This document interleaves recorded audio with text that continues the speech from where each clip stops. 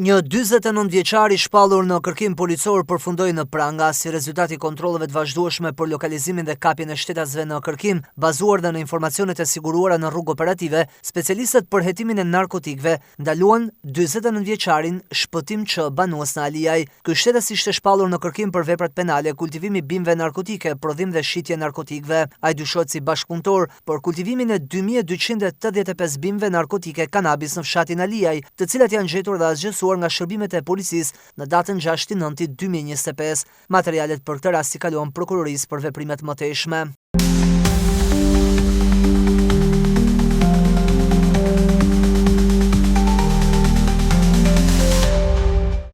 Ndërkohë, në 24 orët e fundit, specialistët për hetimin e krimeve në komisariatin e Shkodrës ndaluan një 22 vjeçar banues në Trush, i cili ishte i shpallur në kërkim pasi gjykata e shkallës së parë ka caktuar arrest me burg për veprën penale, mbajtje pa leje, prodhim i armëve shpërthyese dhe municionit, kanosja, prishja e qetësisë publike.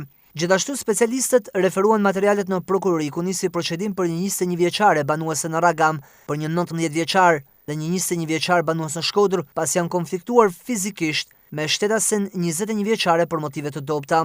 Specialistët për hetimin e krimeve në malësi të madhe arrestuan një 49 vjeçar banues në Omaraj pasi ka ushtruar dhunë ndaj bashkëshortës. Në Vallën e Dejes nisi procedim penal për një 37 vjeçar dhe një 33 vjeçare banues në Mjet për veprën penale të përdorimit me keqdashje të thirrjeve telefonike, pasi dyshohet se kanë shqetësuar nëpërmjet thirrjeve në celular një 32 vjeçare. Për të gjitha këto raste, materialet i kaluan prokurorisë.